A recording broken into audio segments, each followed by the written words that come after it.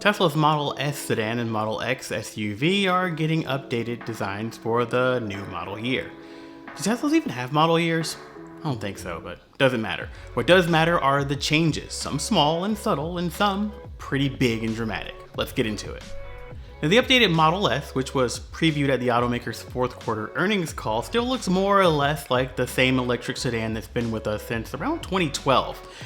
Exterior tweaks are subtle, including a new front bumper and a new rear bumper and new 19 and 21 inch wheel designs, but the big changes are on the inside. Let's start with the elephant in the room, that new steering wheel, or more like a steering yoke. It's a rectangular design, not unlike what you'd see in the cockpit of an aircraft or in the dashboard of a futuristic sci-fi car.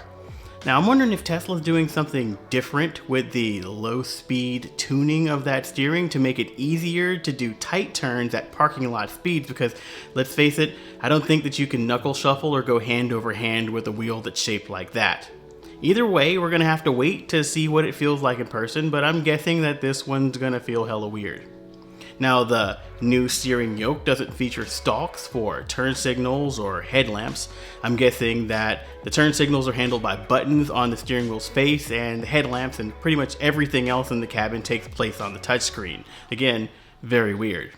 Now, if you can look past that new steering wheel, you might notice that the whole rest of the cabin is also all new. Starting in the dashboard with Tesla's 17-inch display, which has been rotated to a landscape orientation a la the Tesla Model 3 and Tesla Model Y. Now, powering that big old screen is basically a gaming PC's worth of hardware. It's packing around 10 teraflops of processing power, which, to put into perspective, the new PlayStation 5's rocking around 10.3 teraflops, and the new Xbox Series X packs around 12, so this is a pretty healthy amount of graphical horsepower under the hood. Now, in the preview images, we see a new gaming interface that showcases a handful of titles, including CD Projekt Red's The Witcher 3 Wild Hunt, one of my favorite action RPGs. Wonder if it'll play Cyberpunk. Probably not, but that's probably a title more appropriate for the upcoming Cybertruck anyway.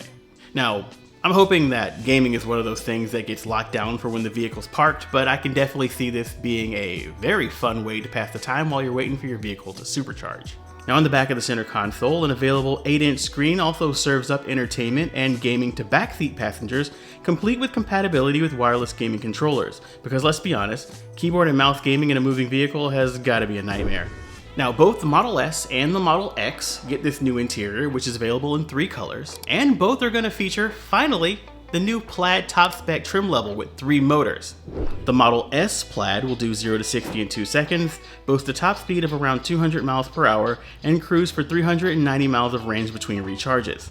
The heavier Model X Plaid takes 2.5 seconds to hit 60, tops out at just 163 miles per hour, and drops down to a still respectable 340 miles of range.